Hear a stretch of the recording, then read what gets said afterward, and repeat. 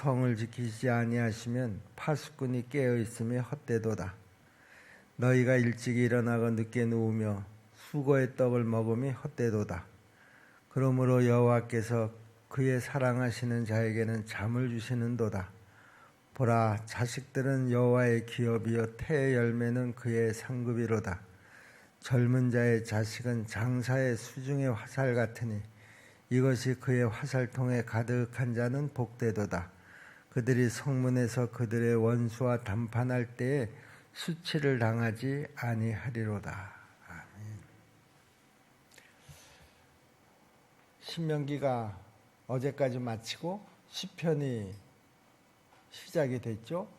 127편서부터 시작을 합니다. 1편서부터 그동안에 한 묶음씩 해서 쭉 진행을 해오다가 이제 7월 달에 드디어 이 시편이 다 150편 끝납니다.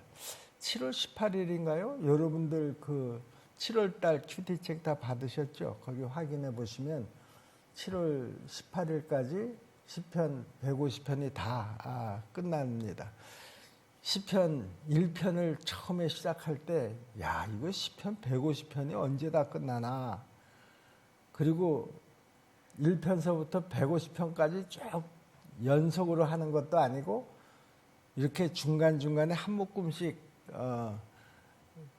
끊어서 들어오니까 언제 끝날래나 하고 궁금하기도 했었고요. 그런데 드디어 이제 시편이 다 끝납니다. 여러분들이 이제 시편의 그 끝부분이니까 우리가 시편을 할 때 한 편 한 편 여러분들이 더 좀 주의 깊게 보면서 시편을 통해서 우리의 신앙이 더 강건해지기를 간절히 바랍니다. 시편 127편은요. 두 가지의 소재로 구성이 되어 있습니다. 1절부터 2절까지는 우리의 일상적인 삶의 가치에 대해서 말씀을 주셨고요. 3절서부터 5절까지는 자녀와 부모의 관계에 대해서 이야기를 하고 있죠. 먼저 우리의 일상에 관한 그 가치, 의미, 여기에 관해서 1절, 2절이 말씀하고 있는데요. 1절, 2절이 강조하고 있는 것은 그겁니다. 우리가 일상을 살아가는 데 있어서 항상 분주하게 쫓기는 삶을 살아가고 있다라고 하는 것이죠. 여러분 지금도 책방에 가시면은요, 늘 급한 일로 쫓기는 삶, 뭐 그런 책 제목도 있고요. 또 어떤 도시? 아니, 뭐 그 시골이라고 해야 더 낫겠죠. 어느 섬으로 내가 기억을 하고 있는데요. 그 섬은 아예 그 섬 자체가 천천히 가는 그런 그 일상을 구상하는 그런 섬이라고 그럽니다. 그러니까 그 섬은 그 섬에 들어가는 사람들은 이 아주 바쁜 삶에서 좀 벗어나서 그 섬 자체가 천천히 거기 들어가는 사람들은 다 그러려고 들어가는 사람들이니까요. 거기서 한 주일, 열흘 그렇게 힐링을 하고 나오면 굉장히 몸과 마음이 아주 가벼워진다. 그런 이야기들을 하곤 합니다. 사실 우리의 삶을 돌아보면은요, 우리의 일상을 돌아보면은요, 언제나 급한 일이 우리에게 있고요. 그 급한 일 속에서 우리가 막 분주하게 살아가지 않습니까? 우리가 이렇게 항상 분주하게, 급하게, 바쁘게 살아간다라고 하는 것은요, 세상이 그렇게 호락호락하지 않다. 그런 의미이기도 합니다. 그러므로 세상은 우리가 감당하기 쉽지 않은 그런 무게로 우리에게 매일매일 시간 다가오는 것이 사실입니다. 자, 그런데요. 성경은요.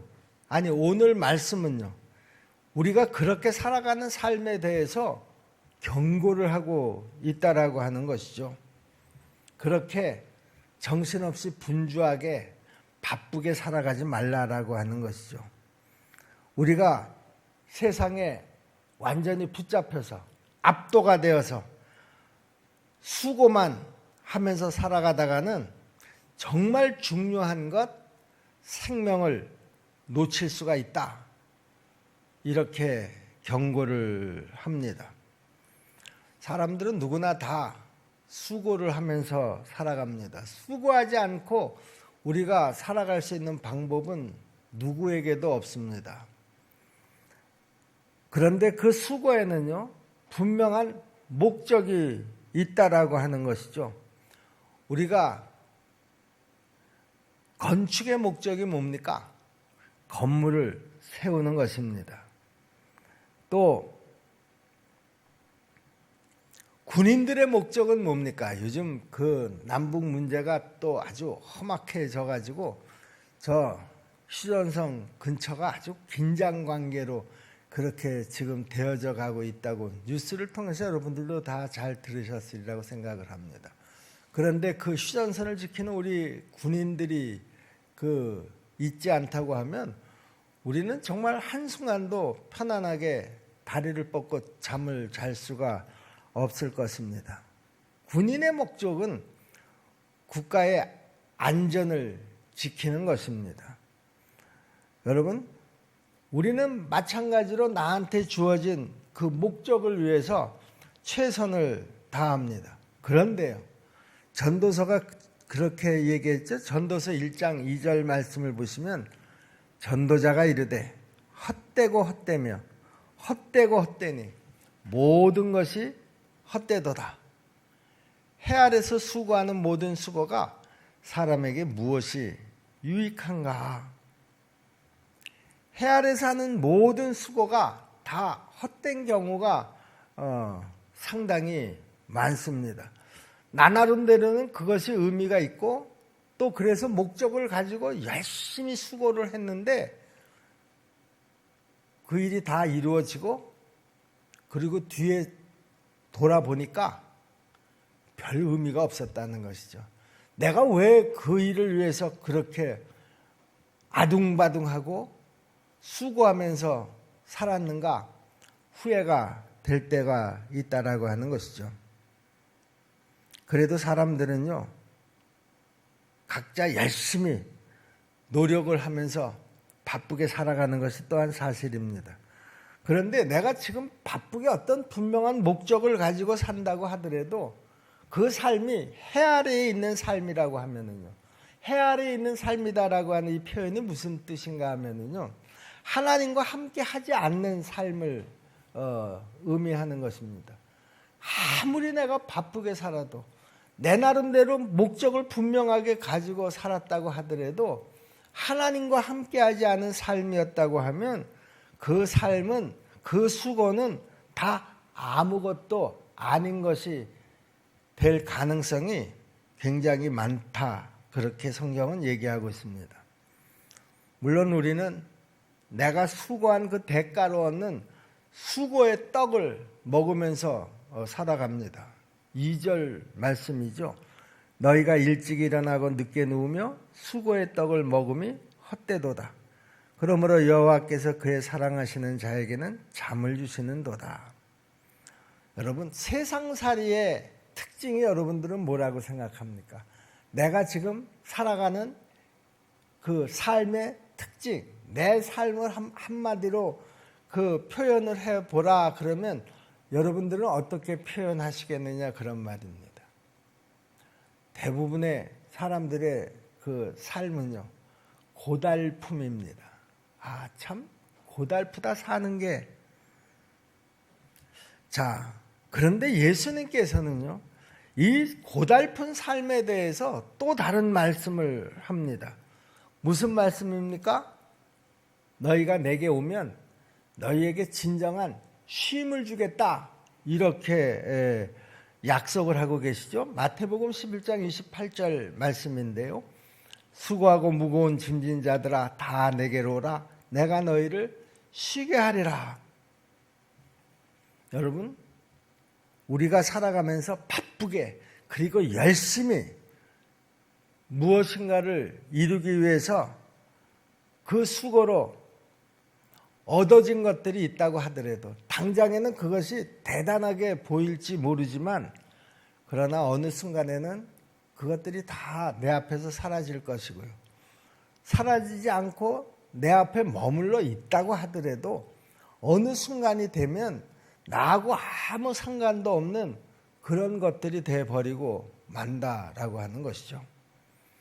나하고 아무 상관도 없는 것들. 그것들을 위해서 내가 왜 그렇게 아둥바둥하면서 살았는가? 물론 우리에게 수고의 떡이 필요한 것은 사실입니다. 하지만 그 수고의 떡을 내가 조금 더 얻기 위해서 거기에 내 삶을 다 쏟아부어서는 안 된다, 그런 말이죠. 어떻게 살아야지 된다는 말입니까? 우리는 누굽니까? 내가 누굽니까? 내 정체성이 무엇냐라고 하는 것을 우리가 먼저 확인을 해야 합니다. 우리는 하나님의 부르심을 받은 자들이죠. 택함을 받은 자들이다. 하나님의 자녀다. 그렇게 얘기합니다. 거룩한 백성이다. 왕같은 제사장들이다. 다 하나님하고의 관계를 이야기하는 것이죠. 우리 인생의 가장 중요한 목적은 하나님하고의 관계, 이 하나님하고의 관계를 잘 맺어가는 것, 이것이 정말 의미 있는 인생이지, 하나님하고의 관계가 제대로 맺어지지 않는다고 하면 내가 이 땅에서 아무리 수고하고 아무리 발버둥치고 아무리 고달픈 삶을 살면서 많은 것을 모았다고 하더라도 그것은 아무 의미가 없는 것이다, 그런 말입니다. 그러므로 우리는 하나님의 자녀로서 세상과 구별된 그런 거룩한 백성들로서 정체성이 분명한 그리스도인으로서 하나님께서 나를 죽기까지 사랑하셔서 당신의 백성 삼으신 그 사랑으로 내가 자족하면서 살아갈 수 있어야 한다라고 하는 것이죠. 자족이라는 말 여러분 아시잖아요. 지금 나에게 주어진 이 형편, 이 환경에 대해서 만족하는 것이죠. 또 나 스스로는 그런 만족감을 가지면서 살아가야 되지만 또 다른 사람들에게 이런 삶의 영향이 끼쳐질 수 있도록 우리가 다른 사람의 삶에 대해서도 더 관심을 가지고 합력하는 그런 모습으로 살아갈 때 우리는 삶의 진정한 의미를 느낄 수가 있는 것이고, 또 하나님이 나를 세상에서 부르신 저는 목적이라고 분명히 생각을 합니다. 나는 지금 어떻게 살아가고 있나요? 무엇을 붙잡기 위해서 이렇게 바쁘게 살아가고 있나요? 이렇게 아둥바둥하면서 살아가고 있나요? 고달프게 살아가고 있나요? 게으르게 살아가라, 그런 말이 아닙니다. 아무것도 하지 말고 놀면서 살아가라, 그런 말이 아닙니다. 목적을 분명히 가지고 살아가라, 그런 말이죠. 그럴 때 우리의 삶이 의미가 있는 것이다, 그렇게 성경은 이야기하고 있습니다. 세상은 참 우리에게 쉴 틈을 주지 않습니다. 일찍 일어나서 집을 나서고요.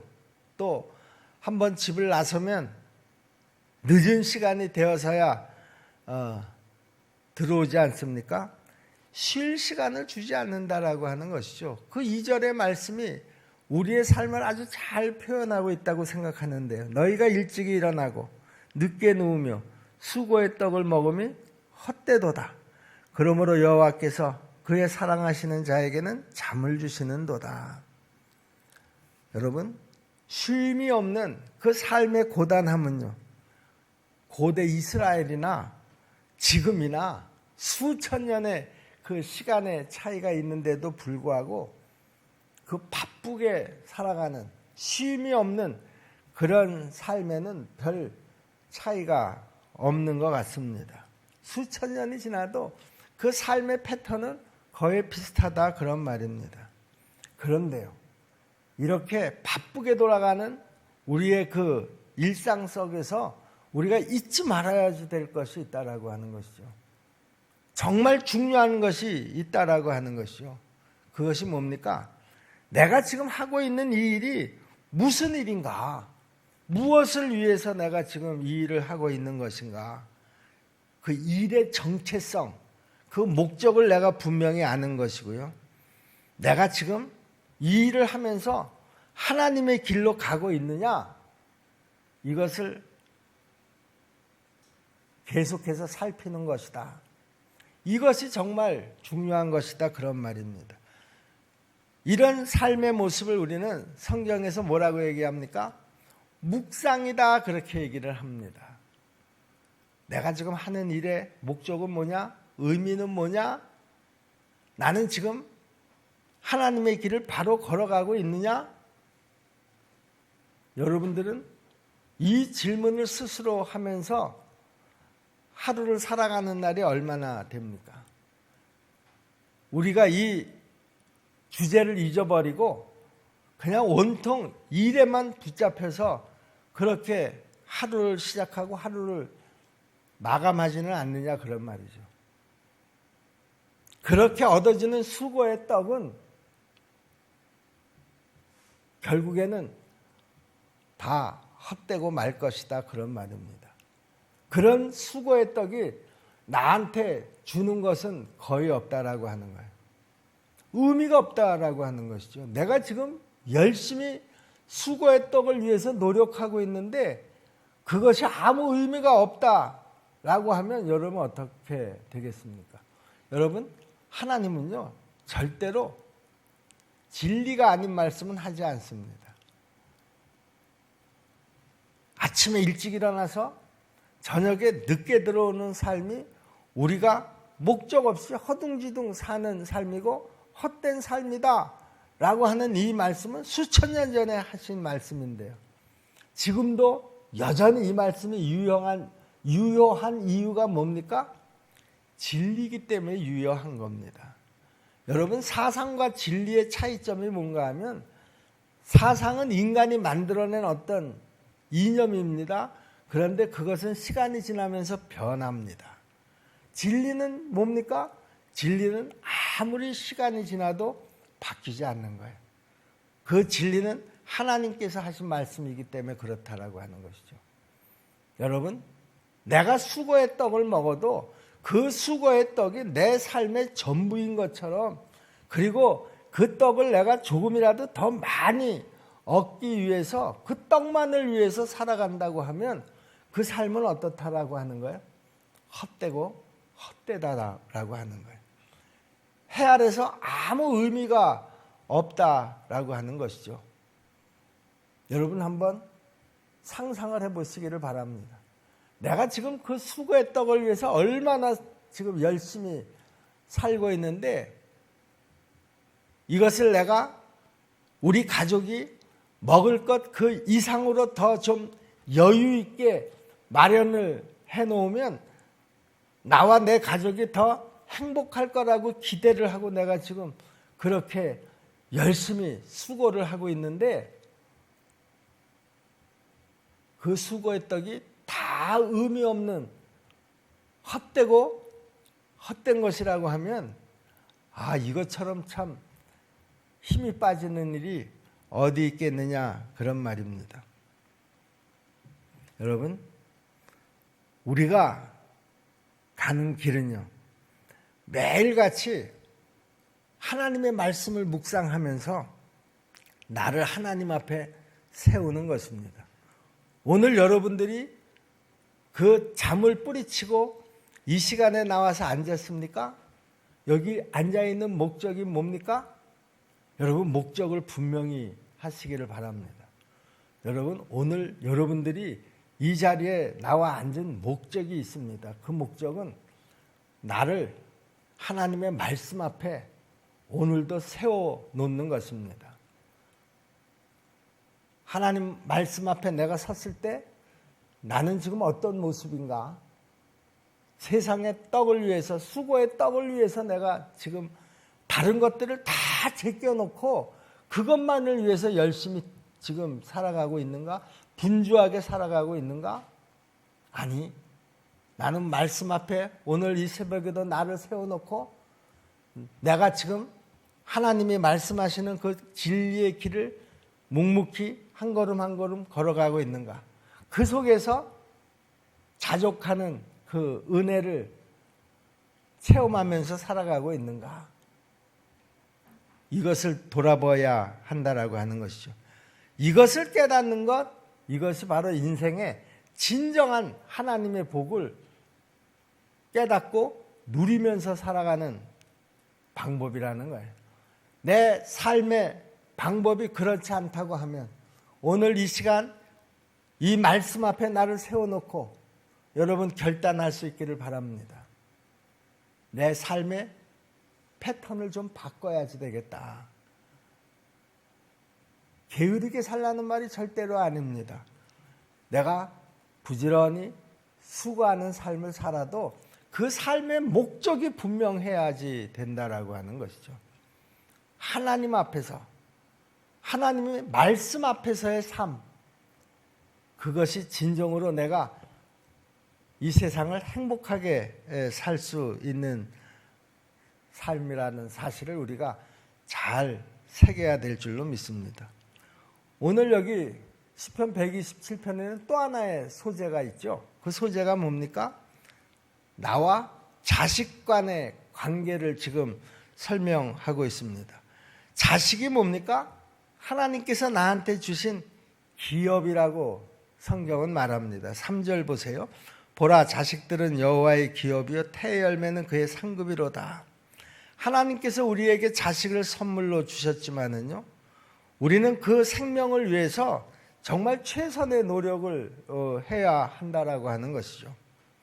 우리가 수고의 떡을 위해서 노력하는 것보다 나한테 태의 열매를 주신 이 자식을 위해서 내가 더 수고를 해야 한다라고 하는 말입니다.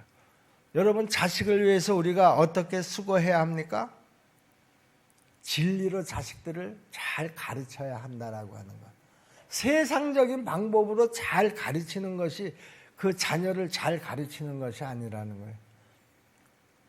저는 그리스도인들이 자녀 교육을 하는 것을 이렇게 보면은요, 엉뚱한 데다가 힘을 쏟고 정작 교육해야 될 것에 대해서는 등한시하는 그런 어리석은 모습들을 볼 때 정말 참 마음이 안타깝습니다. 잠언 22장 6절에 뭐라고 말씀합니까? 마땅히 행할 길을 아이에게 가르치라. 그리하면 늙어도 그것을 떠나지 아니하리라.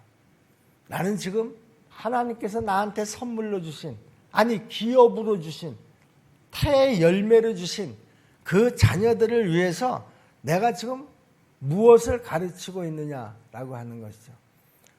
세상의 지식을 우리 아이의 머릿속에 집어넣게 하기 위해서 학교, 이 학원, 저 학원을 전전하게 만들고 있습니까? 아니면 하나님의 말씀을 하나하나 차곡차곡 우리 아이의 머릿속에 집어넣고 있습니까? 여러분, 하나님의 말씀을 자녀에게 가르치는 것, 그것은 부모가 자식에게 마땅히 행할 길이라는 것이죠.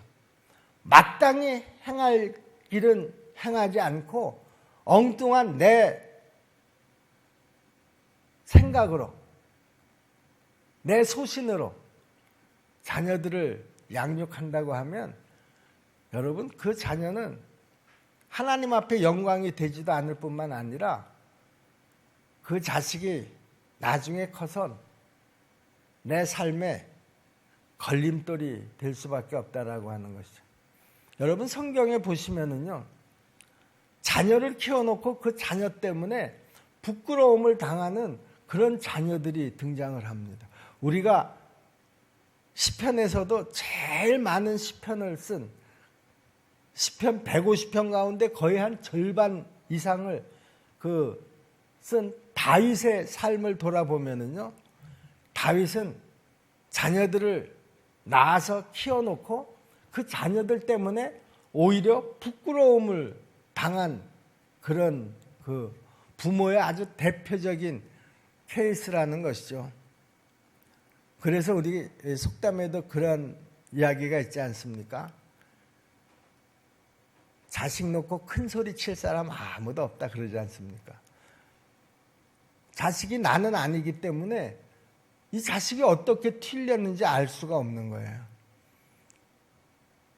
하나님께서 자식들을 바로 행할 길을 바로 가르치라, 진리로 가르치라 했는데 내 생각으로 내 판단으로 계속 가르치다가 다 가르쳐 놓고 그 자식 때문에 내가 부끄러움을 당하게 된다 그런 말이죠. 여러분, 자식 때문에 내가 부끄러움을 당하지 않으려고 하면 여러분 말씀대로 가르치시기를 바랍니다. 근데 이 이야기는 아무리 제가 목이 터져라 얘기를 해도 그렇게 성도들이 잘 움직이지를 않는 것 같아요. 왜 움직이지 않습니까?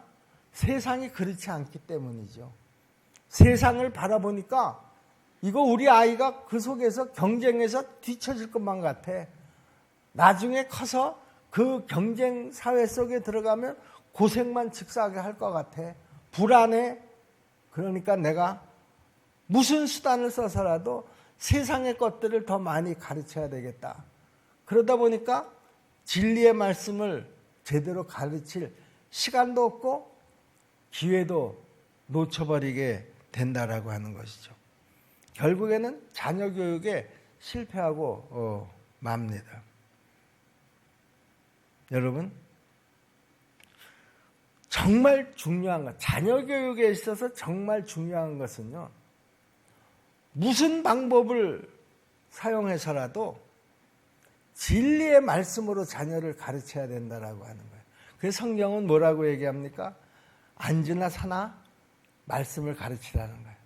나가서도 가르치고 들어와서도 가르치고 어떤 상황, 어떤 조건에서도 자녀를 말씀으로 가르쳐야 된다는 거예요. 그래서 말씀을 미간에다도 써붙이고 손목에다도 써붙이고 그게 무슨 말입니까? 모든 방법을 다 동원해서 자녀들을 진리로 가르쳐야 된다라고 하는 거예요. 여러분, 우리에게 이런 열심이 있느냐라고 하는 것이죠. 여러분 자녀 교육에 대해서 내가 이런 가치관을 가지고 이런 목적을 가지고 자녀들을 가르치느냐 그런 얘기죠. 그 가르치는 기회를 다 놓쳐버렸습니다. 이제 남은 것은 진리로 가르치지 못한 그 자녀들로 인해서 부끄러움을 당하는 일, 저는 그것만 남아있다고 생각을 합니다. 그러나 진리로 내 자식을 잘 가르쳐 놓으면 그 다음엔 내가 신경 쓸 것도 없습니다. 왜냐하면 그 아이가 진리로 잘 살아갈 것이기 때문이라는 것이죠. 그런데 우리 그리스도인들 부모들은요, 아무리 얘기를 해도 이 문제만큼은 꿈쩍도 하지를 않으려고 그래요.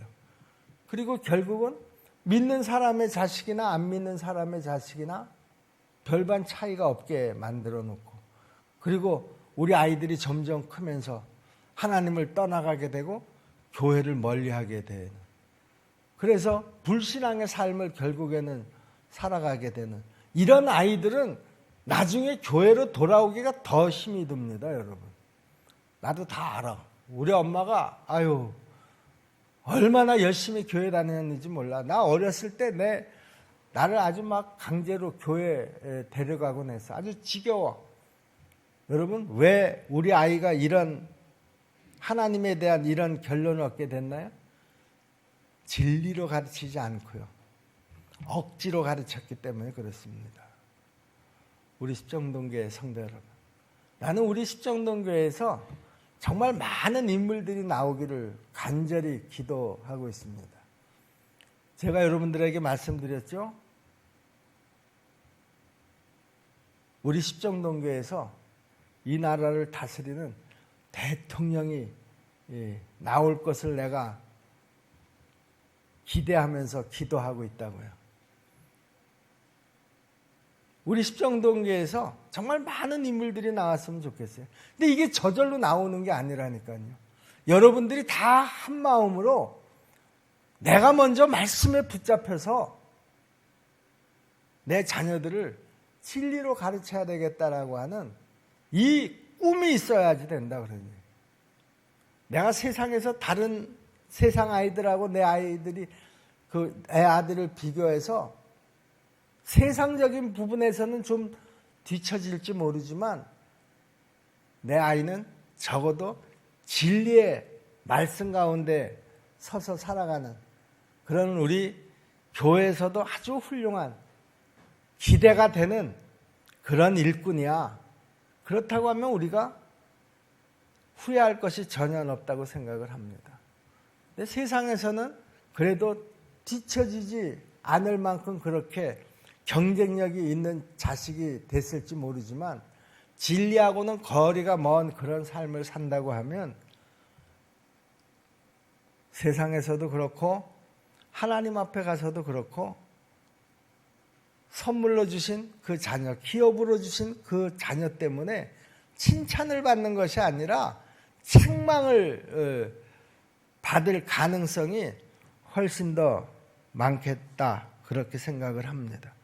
여기 5절 말씀을 보세요. 이것이 그의 화살통에 가득한 자는 복되도다. 그들이 성문에서 그들의 원수와 담판할 때에 수치를 당하지 아니하리로다. 부모와 자식 간의 관계는요, 하나님께서 나에게 주신 아주 든든한 선물이라는 거예요. 울타리라는 거예요. 우리 아이가 어렸을 때는 내가 아이의 울타리가 되어주지만 내가 나이 먹어서 늙어가면 그때는 자식이 내 울타리가 되어준다라고 하는 것이죠. 근데 울타리가 든든해야 되잖아요. 어떤 울타리가 든든한 울타리냐? 말씀으로 잘 키운 그런 울타리가 든든한 울타리다라고 하는 것이죠. 우리 십정동교회 성도 여러분, 우리가 자녀를 양육하면서요, 어떤 때는 내 자녀보다도 수고의 떡을 더 중요하게 여길 때가 없지 않아 있습니다. 그런데 여러분 자녀가 더 중요합니까? 수고의 떡이 더 중요합니까? 어떤 것이 더 중요한지는 제가 길게 설명하지 않아도 너무나 명백하다고 생각을 합니다. 여러분, 내가 수고의 떡을 위해서 더 분주하게, 더 바쁘게 살아가다가 하나님께서 나한테 주신 그 귀한 생명을 놓치는 그런 일이 없기를 간절히 바랍니다. 여러분, 우리는 육신을 위해서 수고하는 것이 아닙니다. 우리는 하나님과의 관계를 더 중요하게 생각을 하고요. 그리고 하나님 안에서 하나님이 주시는 그 쉼, 그 평안, 그 기쁨을 누리면서 사는 것이 성공한 인생이고 행복한 인생인 줄로 믿습니다.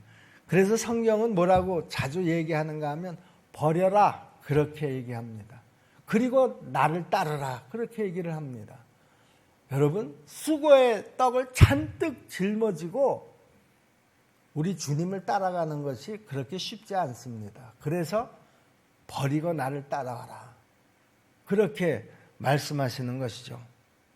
여러분, 내가 지금 아무리 바쁜 일 속에 붙잡혀 있다고 하더라도요, 말씀을 붙잡고 묵상하는 일, 나를 하나님 앞에, 말씀 앞에 세워놓고 묵상하는 일, 이 일을 절대로 게을리 하지 마시기를 간절히 부탁을 드립니다. 내가 지금 하나님과의 이런 관계, 자식과의 그런 관계를 위해서 시간을 나눌 수가 없다라고 하면은요, 아마 지금 내 삶은 생명 대신 헛되고 헛된 것으로 채워질지도 모른다 그런 말입니다. 여러분의 인생이 헛되고 헛된 것으로 채워지기를 원하시나요? 아니면 정말 하나님이 기뻐하시는 그런 진리로, 하나님의 가르침대로, 하나님이 가라고 하시는 그 좁은 길로 그렇게 가는 삶으로 채워지고 있나요? 여러분, 오늘 이 아침에 여러분들이 좀 깊은 생각을 하고 자리를 일어날 수 있기를 주님의 이름으로 부탁을 드립니다. 기도하겠습니다. 은혜로우신 아버지 하나님, 오늘 이 아침에도 하나님의 말씀으로 우리의 영혼을 깨워주셔서 감사합니다. 무엇이 중요하고 무엇이 덜 중요한지 그 삶의 우선순위를 바로 잘 정리할 수 있도록 도와주시옵소서. 오늘 이 아침에도 하나님의 말씀 앞에 나를 세워놓고 어느 부분이 잘못되었고 어느 부분을 더 보강해야 되는지를 잘 정리할 수 있도록 도와주시옵소서. 우리의 삶의 우선순위가 바뀌지 아니하도록 하나님 내 마음의 문턱, 내 생각을 지켜 주옵소서. 예수님의 이름으로 믿고 기도하옵나이다. 아멘. 하늘에 계신